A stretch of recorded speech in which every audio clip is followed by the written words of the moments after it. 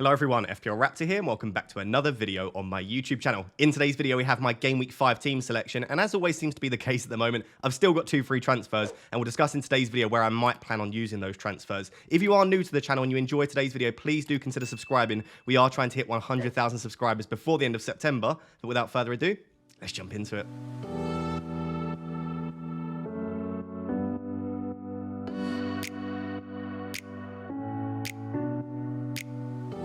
So guys, wasting no time at all today, jumping straight into my Game Week 5 team selection. Just a little caveat at the start, I do have the flu at the moment and I've basically just been in bed for the last 2 days. I'm literally rolling out of bed to record these videos, do the graphics edit, and then I get straight back in bed. So I do apologise if I sound slightly different. I'm sure I'll get over this in the next couple of days. But looking at Game Week 5, the team's in a very good position. As you can see, 96% team rating, 63.2 predicted points for Game Week 5, which is pretty good.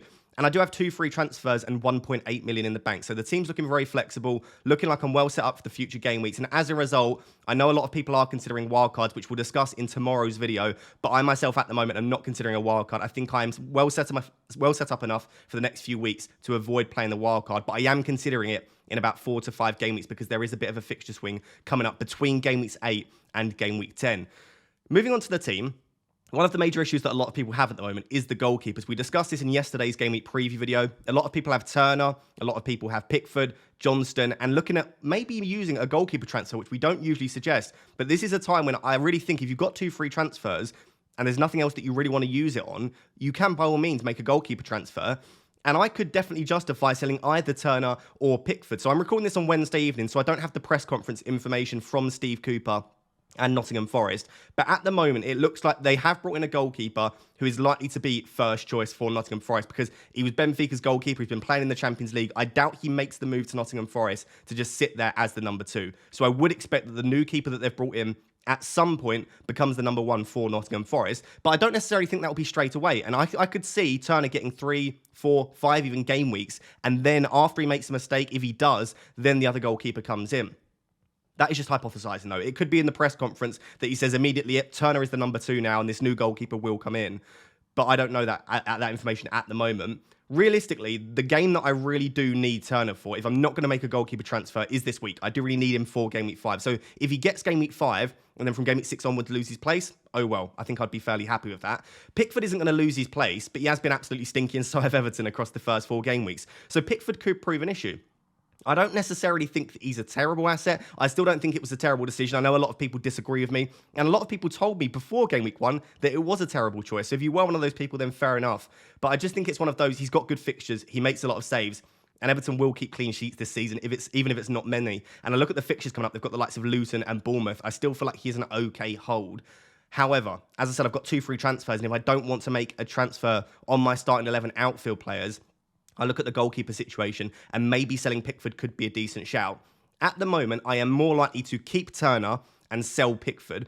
The reason for that is I'm currently planning about a Game Week 9, Game Week 10 wildcard. And as a result, I know that obviously selling Turner rather than Pickford would still give me 2 playing keepers. So I could rotate Pickford, whichever goalkeeper I bring in. But just because I'm planning a wildcard relatively soon anyway, I don't think I'll need that rotation. And I don't think I'll necessarily need to rely on Turner if I bring in a keeper that I'm happy starting every week. At the moment, the keeper that I'm currently looking at bringing in, there's 2 options for me at the moment. The first is Leno, because I think he actually has pretty decent fixtures over the next 4 or 5 game weeks. He makes tons of saves. And whilst I genuinely do believe that Fulham are one of the worst defences in the league, and I don't think they're much better than Everton, he tends to make more saves, and I also just think he's a better keeper, and I trust the Fulham defence slightly more, especially with the fixtures that they've got coming up. So that's one option. The option that I prefer slightly more, but it does take a lot of my budget going into the goalkeeper position, is Nick Pope.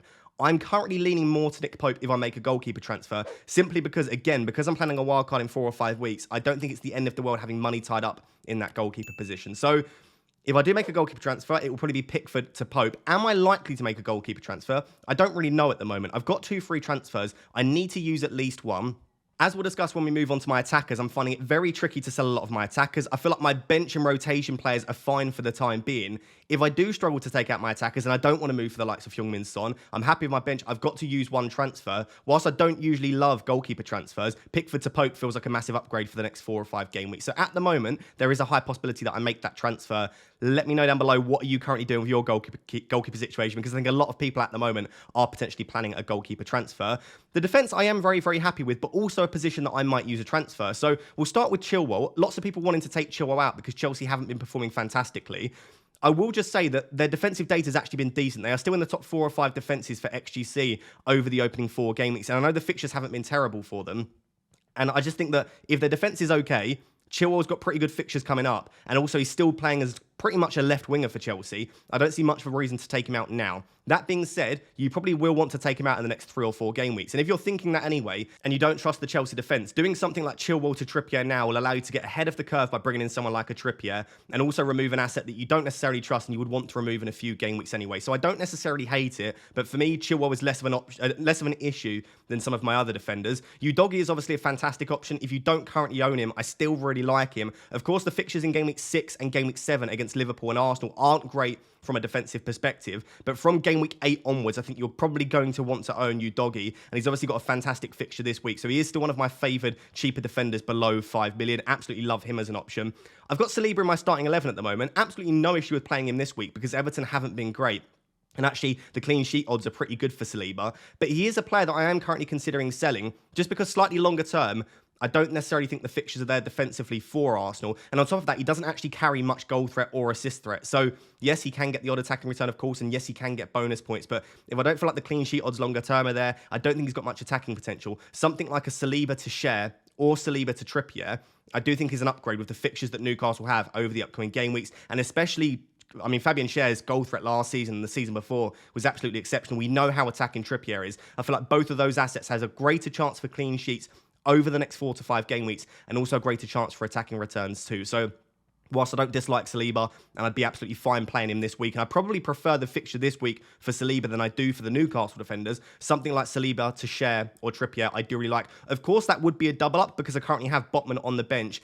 The latest news that we have on Botman is we don't actually know, basically. We need to wait for the press conference. But I did have someone DM me about a week ago that has been very, very good with Newcastle news, and he doesn't seem to think that Botman is a long-term issue. He seems to think that game week 6, game week 7 onwards, Botman will be okay. So for the time being, I'm planning on keeping Botman.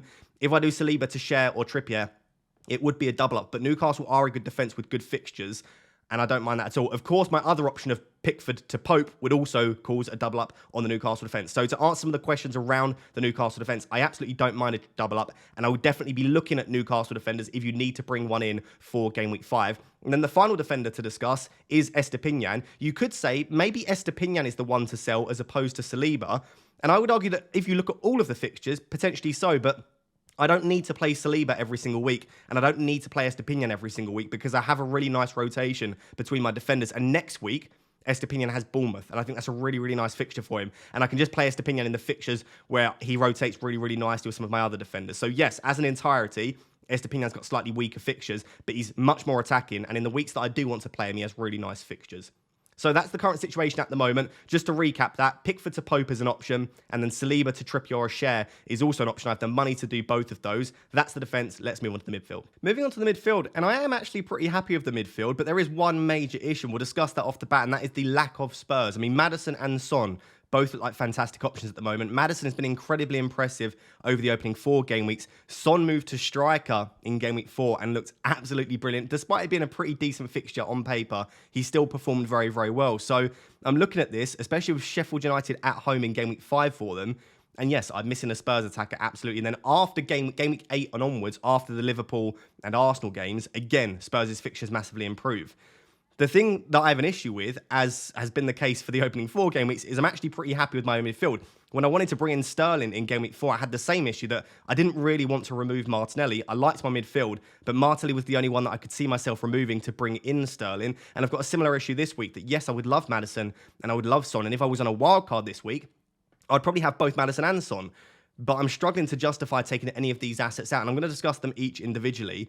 All I would say on the Spurs assets is, of course, you can wait until game week 8, because yes, I would definitely expect, if you were asking me to bet on it, yes, I would expect Maddison and Son to outscore all 5 of my midfielders in game week 5.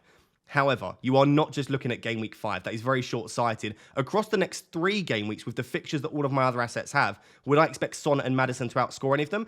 Quite possibly, but I wouldn't be anywhere near as confident. And I don't like to look at one game week at a time. I like to look a little bit longer term. And I'm looking at that game week 8 fixture swing for Spurs and thinking if I can save 2 free transfers for game week 8, I can bring in either one of them or both of them, and I'll probably have the money and price points to be able to do that. So those are the things that are maybe making me think I don't need a Spurs asset this week, but we'll discuss it in a second once we've looked at all of the players. So a lot of people are looking at taking out Sterling. I don't get this. Like, not a lot has changed since you brought him in last week. If you brought him in for his 19-pointer and you feel like you've banked those points, you've kept him for 2 game weeks, and now you want to move him on, I understand it. But if you brought him in last week, nothing's changed. Yes, he blanked in game week 4, which was frustrating.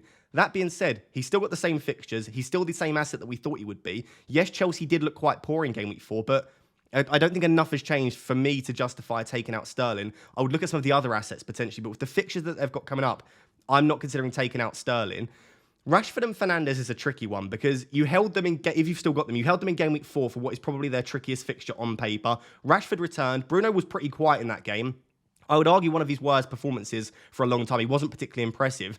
But they still have some of the best data in the league. Fernandes, in particular's data continues to be really strong. Again, it wasn't great in game week 4, but we know how good he was over those opening 3. Rashford's actually looks pretty decent. I mean, his data isn't as good as Fernandes's, but we know how much better he is on the left. We'll probably expect Højlund to start through the middle, and I would expect Rashford to be significantly better with Højlund to play off and playing out on the left. So I find it very, very tricky to justify selling either, and that's what I've kind of said for the first 4 game weeks.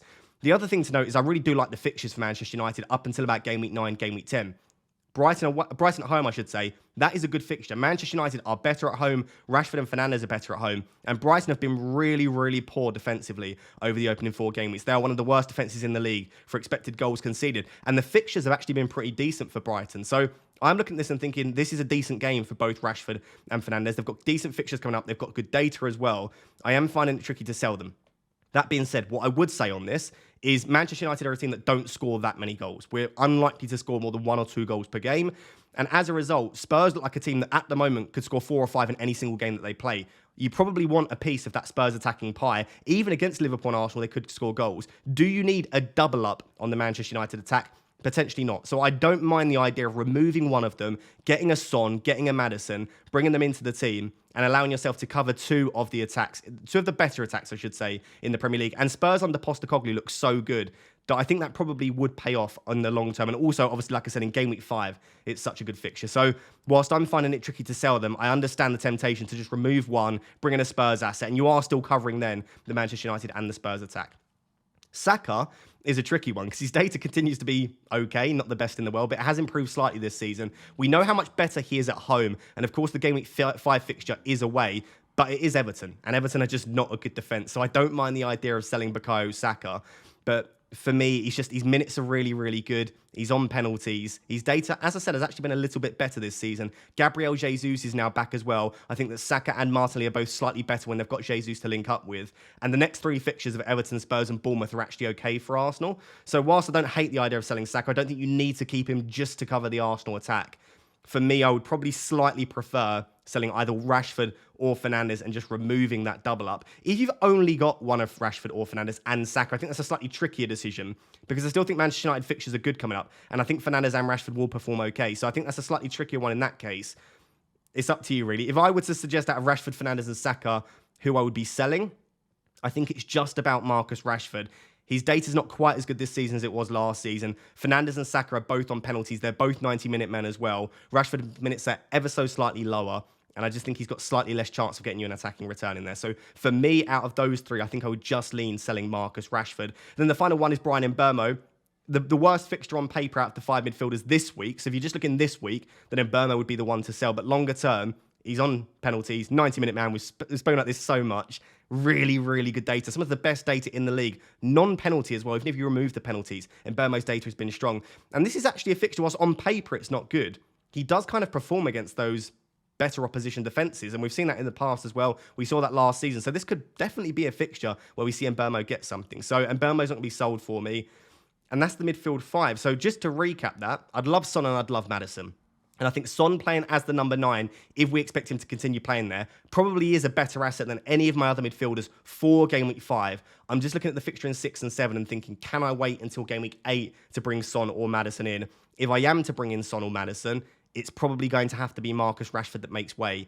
I just don't feel fully comfortable with that. So that's the midfield. Let's move on to the two forwards and then discuss which transfers are most likely. So moving on to the forwards, we'll start with Erling Haaland. He will be my captain. I'm not going to remove him. We don't really need to discuss Erling Haaland ever in FPL unless something drastically changes where he's suddenly getting not enough minutes or there's a potential injury. So for now, Haaland's my captain. If you have Heung-min Son, I definitely understand the temptation to captain him. This is 1 week where I don't necessarily mind it if you do have Son. I still think for me, I'd rather just have Son, captain Haaland, and if Son does well, you're still cheering on because he's at a low enough percentage ownership that you still gain points by him doing well. So that would be the way that I would do it. I think having Son is enough of a differential without captaining. But again, as I've always said, you probably should ignore ownership when you make decisions in FPL. And if you think Son is a better captaincy shout than Haaland, then by all means go for it. But for me, I would still be on Haaland even if I own Heung-min Son. I've got Jackson as my second forward. There's obviously a lot of hate at the moment for Jackson because he feels very much like a Darwin Nunez player or Gabriel Jesus that we've seen in the past where he's getting tons of big chances. I mean, he has the most big chances in the league over the opening 4 game weeks. He's got one of the highest non-penalty expected goal involvements, even higher than Erling Haaland, but he's not finishing those chances. In game week 4, he missed an absolute sitter, which was set up by Raheem Sterling. If he scores that, Sterling gets an assist, Jackson gets a goal, maybe bonus points. People are having very different discussions around Sterling and Jackson. But it does go to show that your players need to finish the chances. XG only gets you so far. You need them to convert that. And I understand that Jackson has been frustrating. But for me, there's just a lack of viable alternatives. It's not that I love Jackson, although I still think he is a good option. And I think he will start to convert the chances that he gets. But if I had tons of options that I could move to, then I would definitely consider them, but I don't see it. I like Ollie Watkins still, but his fixtures improve around game week 8, so I'm looking at him more there. I do like Isak, but I want to assess his minutes with the busy period coming up for Newcastle. We'll discuss Morris in a second. Could be a decent option, but I'm not really seeing tons of viable alternatives. I mean, we discussed Darwin and Jesus. Both of those have potential issues associated with them as well. So it's not that I necessarily am a huge fan of Jackson, that I expect him to start scoring hat-tricks, but I just think he is getting the chances. I would expect him to convert some of them soon, and I still like the fixtures coming up for Chelsea. So Jackson's not a major issue for me. And then my final forward spot is Mbama. Obviously not great. He's already fallen in price. He doesn't get any minutes. Archer was, in hindsight, the one to go for as the third forward, now moving away from Aston Villa to Sheffield United. I have 1.8 million in the bank. So if I don't want to sell Jackson, and I don't want to sell Haaland, obviously, but I do like the idea, let's say I do like the idea potentially of a Morris, I have the money to do Mbama to Morris, and that would give me 8 solid attackers that I could rotate around. The issue that I've got with that is in game week 7, the double game week for Luton, the week that you would literally, the only week that you really want Morris in your team, I don't actually need to play him. My other 7 attackers that I have at the moment have really decent fixtures. Of course, if I do move for a Maddison or I do move for a Son, I could bench them in game week 7, which makes it a little bit easier. But let's say that I don't make many other transfers, or I bring them in and just want to start them. Who on earth do I start Morris instead of? We'll discuss this when we move on to my team at the end of the video, but the fixtures are all good for a lot of the major attackers. So whilst Morris might be a slightly better option on paper because he has a double, I'm not sure if I trust him enough to start him instead of some of my other really, really solid attackers. And I'm still not convinced by him. As we spoke about in the Game Week Pre video, he has 0.07 non-penalty XG per 90 so far this season. Again, they've not had the easiest fixtures and he's only played 3 games. But Luton just don't strike me as the team that are going to create a ton of chances. And yes, Morris is on penalties. And yes, he plays 90 minutes. And yes, if Luton score, you would expect Morris to be involved. All of those things are going for him. I'm just not fully convinced at the moment. And it just feels like it's going to give me a benching headache in Game Week 7 that I don't necessarily need, even if he could, on paper, be a slightly better option. So that's all the things that I'm thinking about at the moment. That is currently the team ahead of Game Week 5. Let's move on to the next section now, where I recap some of those transfer possibilities and talk about what my current transfer plans are. So putting all of that together and discussing what is most likely at the moment, I don't actually know, is the honest truth. Not only because I have the flu and my brain is fried, but I think this is quite a tricky position to be in and quite a tricky decision as well. So just to recap, I think I have 4 possible transfer possibilities at the moment, but please let me know down below if you think there is one that I've not considered, which might be slightly better on paper, because there is probably something that I've not considered in my current state. The first is, as I said, making a goalkeeper transfer. It would be Pickford rather than Turner. Again, I know if I sell Turner as opposed to Pickford and keep Pickford, I might be able to get some sort of really nice rotation going, but I think I would just rather save the money and sell Pickford instead.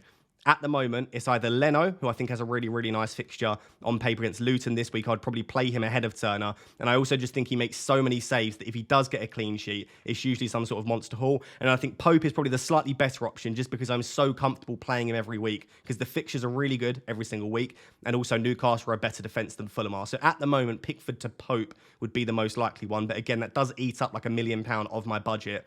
I don't mind it though because I'm probably likely to wildcard either game week 9 or game week 10. So I don't mind that. Pickford to Pope's possibility. As I said, Saliba to Trippier or Schär is also a possibility to get another double up on the Newcastle defence.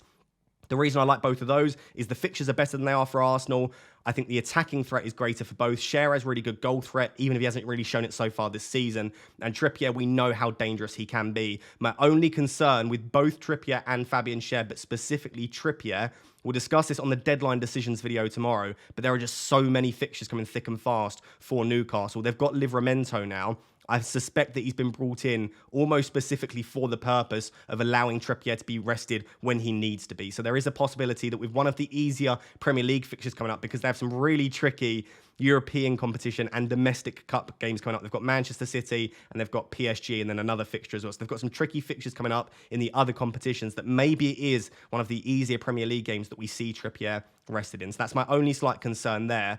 The other option is, as I said, Mabama to Morris, but that creates a benching headache in game week 7. And I'm not necessarily overly convinced by Luton or Morris yet to make me think that that's the best use of my transfer. But the good thing is it does allow me to keep my starting 11 as it is and have another week to reassess. So I'm definitely not against the idea of Mabama to Morris. I just wonder if it's going to create more headaches than actually benefiting me in the future. And then the other option is Rashford to Son. I think this one will probably be quite popular among a lot of people. I don't like the idea of losing Rashford, especially now that he's finally on the left. He played really, really well in the England game against Scotland. And I think once Højlund is playing through the centre, it will benefit Rashford as well. The only thing to note around Manchester United, obviously all of the issues around Anthony now not being in the squad, Sancho having issues with Ten Hag as well. We don't know whether it will be Bruno, Mount, Pellistri, maybe Garnacho and Rashford. We don't really know what's going to happen with the attack, and maybe that will disturb Manchester United even further. So maybe now is the time to move off of the double up and move to the likes of Heung-min Son. What's the most likely at the moment?